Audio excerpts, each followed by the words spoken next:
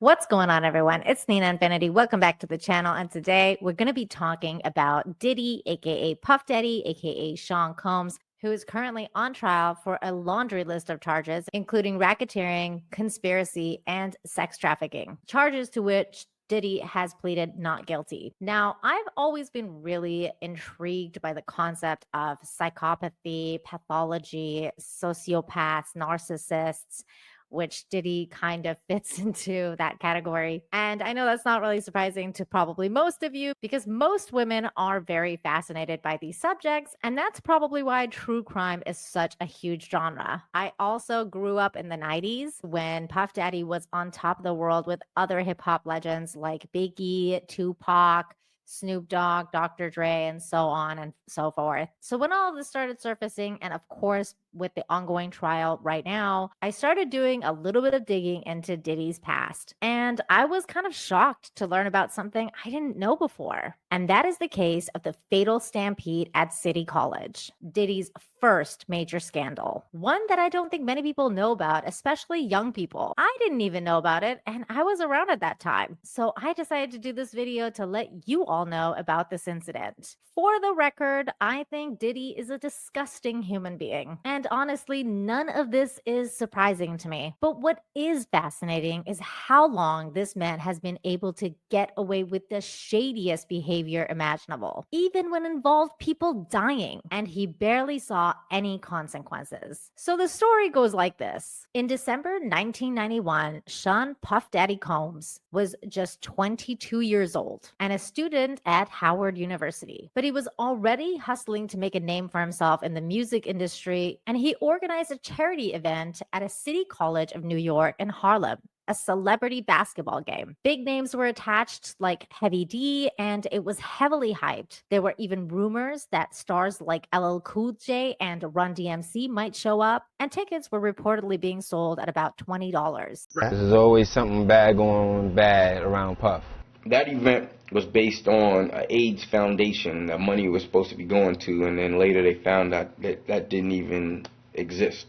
I guess he was just on his hustle, but his hustle went bad that day. And it just should not have been a lie. It just should not have been a lie, because it was a big lie. Nothing for AIDS. What AIDS? Marching for AIDS, December 28, 1991. We get nowhere fast. There's some suggestions that the money has disappeared, that it was a bogus cause. And the hype was off the charts. But the venue, a gym that legally held maybe 2,700 people, yet between 5,000 and 6,000 people showed up. There was no real crowd management. There was no real crowd control or coordination with campus police, just buzz, flyers, and people trying to shove their way in. Eventually, the doors were shut because the gym hit capacity, but nobody told the crowd outside. Panic started and people pushed forward. A stampede broke out inside a narrow stairwell.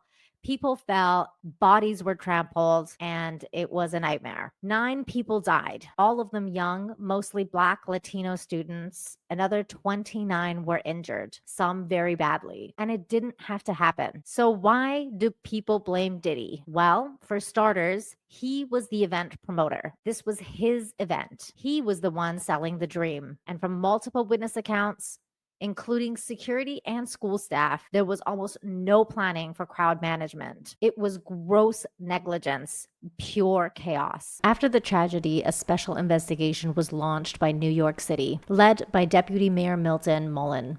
The findings? Massive failure at every level. The event was dangerously overcrowded, poorly planned, and lacked even basic safety protocols. The Mullen report placed blame on both the organizers and college officials for what it called a complete breakdown of responsibility. And yet, no criminal charges were filed.